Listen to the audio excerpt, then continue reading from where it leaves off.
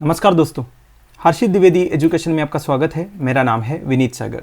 Recently एक news निकल के आया था, आल्प्स माउंटेन में प्लास्टिक स्नोफॉल हो रहा है करके। तो आज इस वीडियो में इसका रीज़न क्या है हम इन डिटेल डिस्कस करेंगे। साथ साथ में नैनो प्लास्टिक्स क्या होता है और आल्प्स माउंटेन के बारे में कुछ इंपॉर्टेंट इन्फॉर्मेशन भी है जो आपके एग्जामिनेशन पर्सपेक्टिव में इंपॉर्टेंट है, वो भी हम डिस्कस करेंगे।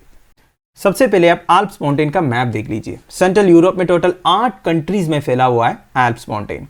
France, Italy, Germany, Austria, Slovenia, Switzerland, Monaco and Liechtenstein. इसमें मोनाको एंड लिक्टेनस्टाइन जो है छोटे कंट्रीज है। मोनाको का लोकेशन मैं आपको दिखा देता हूँ। फ्रांस के सथेन साइड में मेडिटेरेनियन सी से बॉर्डर शेयर करता हुआ आपको मिलेगा मोनाको। एंड लिक्टेनस्टाइन का लोकेशन स्विट्जरलैंड एंड ऑस्ट्रिया के बीच में है। ठीक है, बाकी सारे मेजर कंट्रीज है। इसमें स्विट्जरलैंड का 65% जो है एल्प्स माउंटेन है। ऑस्ट्रिया का 65.5% जो है एल्प्स माउंटेन है।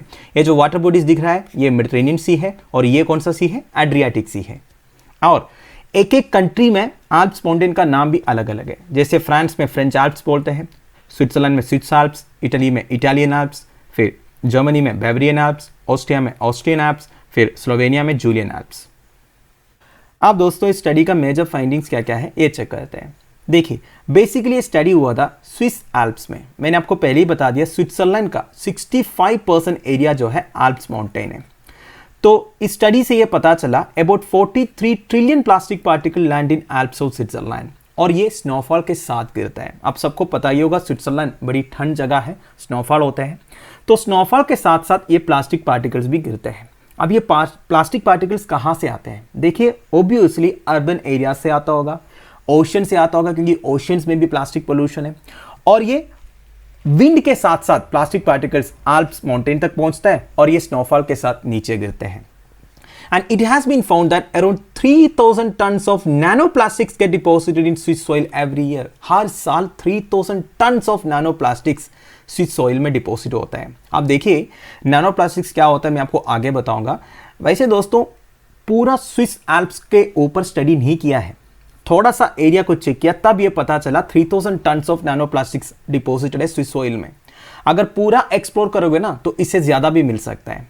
वैसे इस स्टडी से ये पता चला है 30% of plastic nano particles found in the mountain top. Mountain top में से 30% ऑफ प्लास्टिक नैनो पार्टिकल्स मिला है।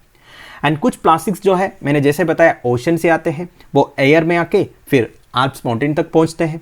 And 10% of plastic nano were from Atlantic ocean, जो बगल में वेस्टर्न साइड में अटलांटिक ओशन है, उधर से जो नैनो प्लास्टिक पार्टिकल्स आता है वो पूरे प्लास्टिक्स का 10% है।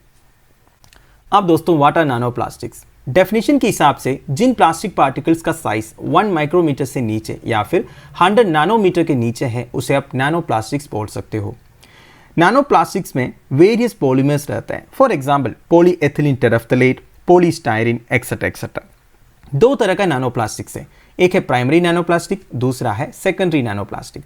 प्राइमरी नैनो प्लास्टिक मतलब they are particles that are intentionally produced. देखिए डेली यूज में हम जितने भी प्रोडक्ट्स यूज करते हैं ना, उनमें से कई में आपको नैनो प्लास्टिक्स मिलेगा या फिर नैनो प्लास्टिक पार्टिकल्स मिलेगा। फॉर एग्जांपल कॉस्मेटिक्स में, वॉशिंग पाउडर्स में एक्सेट्रा एक्सेट्रा। अब देखिए इन प्रोडक्ट्स में intentionally manufacturers nano plastic use करते हैं।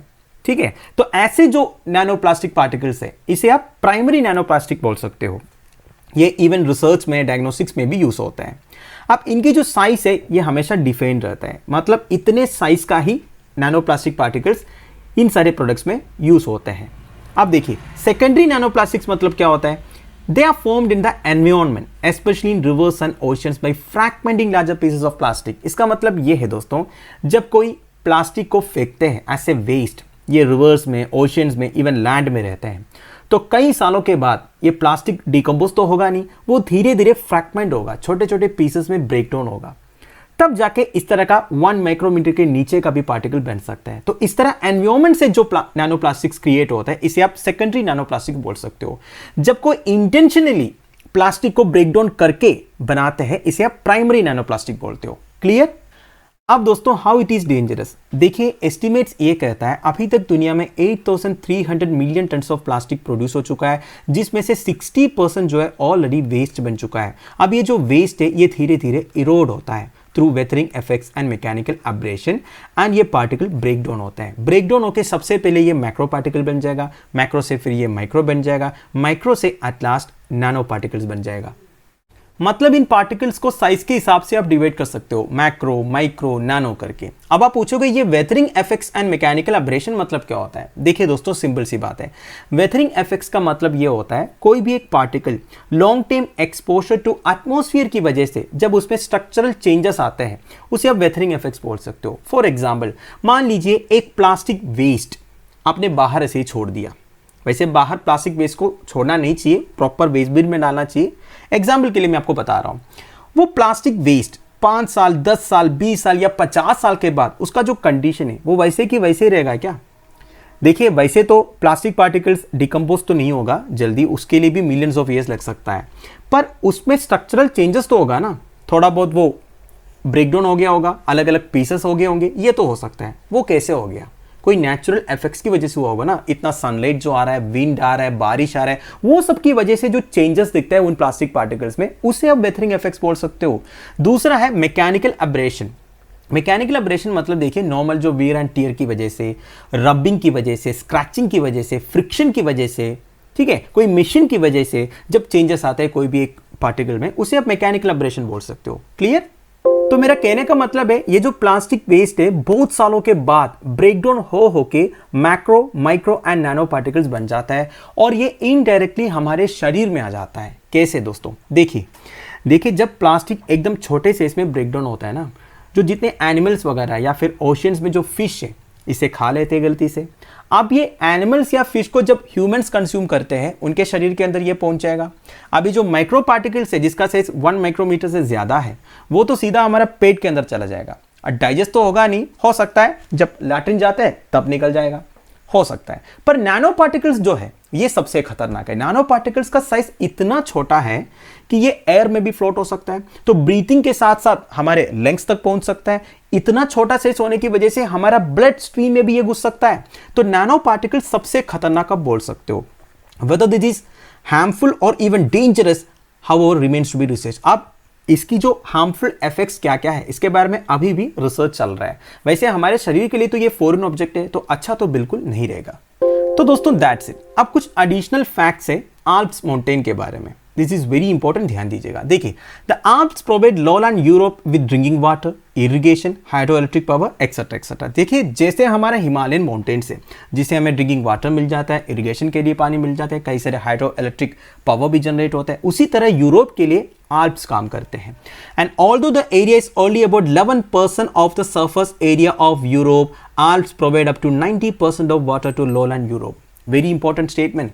आल्प्स माउंटेन जो है यूरोपियन कॉन्टिनेंट का 11% है, और लोलैंड यूरोप बेसिकली जो central and southern European area है, उधर के 90% वाटर रिक्वायरमेंट जो है आल्प्स प्रोवाइड करते हैं। And major European rivers flow from the Alps. कौन कौन सा है?